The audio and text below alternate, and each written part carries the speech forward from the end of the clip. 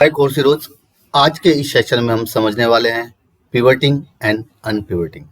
Pivoting and अनपिवटिंग क्या होता है और हम उसका किस तरीके से यूज कर सकते हैं, तो इस सेशन में हम उसके ऊपर डीप ड्राइव करेंगे। तो सबसे पहले समझते हैं कि पिवटिंग एंड अनपिवटिंग होता क्या है। जैसे कि आप मेरी शीट 1 के ऊपर डाटा के अंदर देख पा रहे हैं कि मेरे यहाँ पर आइटम्स दिए हुए हैं एलईडी टीवी एंड मोबाइल। 2018 की यहाँ पर वैल्यू दी हुई है, 2019 की वैल्यू दी हुई है और 2020 की यहाँ पर वैल्यू दी हुई है। पर अगर हम इस डाटा का एनालिसिस करना चाहते हैं तो हमें क्या करना पड़ेगा। अगर हम इस डाटा के थ्रू कोई भी चार्ट्स बनाते हैं या इस डाटा के थ्रू हम पीवट प्लॉट करते हैं तो यहाँ से पीवट हमारी सही तरीके से प्लॉट नहीं होगी। हमें इस डाटा को अरेंज करना होगा कुछ इस तरीके से, जिसके अंदर हमारा ईयर्स का एक कॉलम आए और वैल्यूज का हमारा एक अलग कॉलम आए और यहाँ पर हमारे सारे आइटम्स दिखा रहे हों। अगर हम इसको एक्सेल में करते हैं तो ये बहुत टफ है और ये आसानी से नहीं हो सकता। तो एक बार ट्राई करके देखते हैं।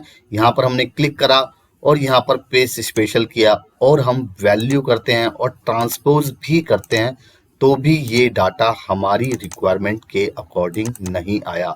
तो हमें क्या करना पड़ेगा, इस डाटा के साथ बहुत सारी चेंजेस करनी पड़ेगी। हमें यहाँ पर रो ऐड करनी पड़ेंगी, एलईडी टीवी की 3 टाइम्स रो ऐड करनी पड़ेगी, फिर हमें ईयर्स को यहाँ पर कॉपी करना होगा और फिर हमें वैल्यूज को यहाँ पर कॉपी करना होगा। तो इस डाटा को हमें अरेंज करने के अंदर कम से कम 5 से 10 मिनट का टाइम लग जाएगा और अगर डाटा बहुत बड़ा है तो हमें आधे से 1 घंटा या फिर 2 दिन भी लग सकते हैं।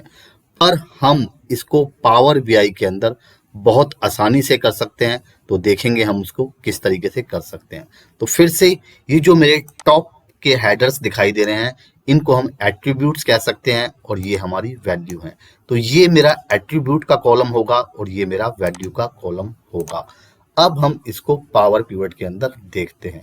तो पावर पिवट की हम स्क्रीन के ऊपर आए और यहाँ पर हमें इस तरीके से ये ओवरऑल डाटा दिखाई दे रहा है जो हमने पॉपुलेशंस कंबाइंड का डाटा प्लॉट किया था।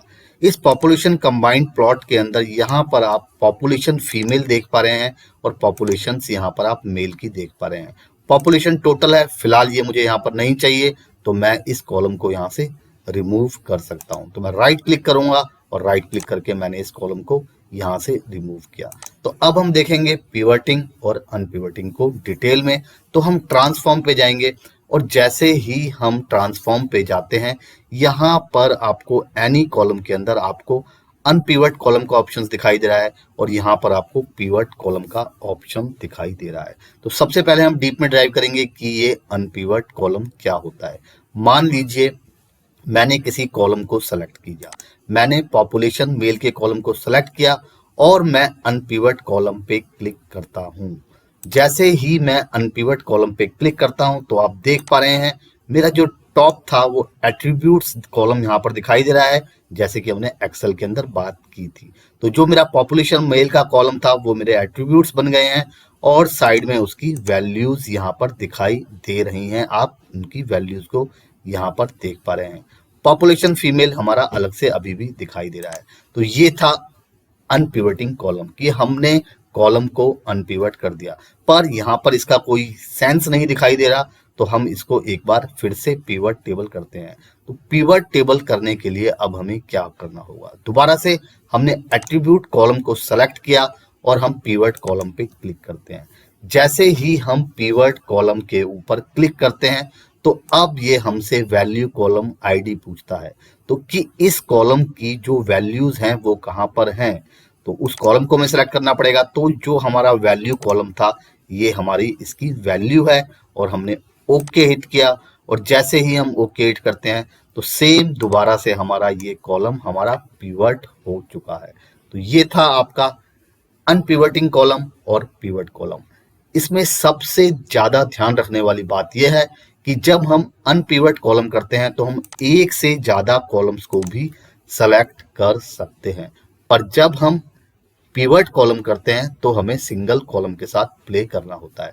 तो मैंने 2 कॉलम सेलेक्ट करे और अब मैं फिर से अनपिवट कॉलम पे क्लिक कर रहा हूं और जैसे ही मैंने अनपिवट कॉलम पे क्लिक किया तो आपने देखा जो मेरे एट्रीब्यूट्स थे, पॉपुलेशन फीमेल और पॉपुलेशन मेल्स, वो दोनों मेरे एट्रीब्यूट कॉलम के अंदर दिखा रहे हैं और बाकी वैल्यूज मेरी वैल्यू कॉलम के अंदर दिखा रही हैं।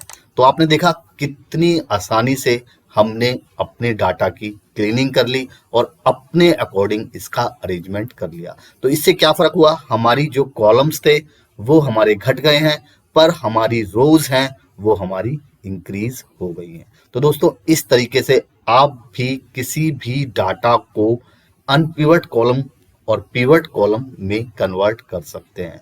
तो देखते हैं अपने नेक्स्ट सेशन में कुछ नया। Thank you very much friends.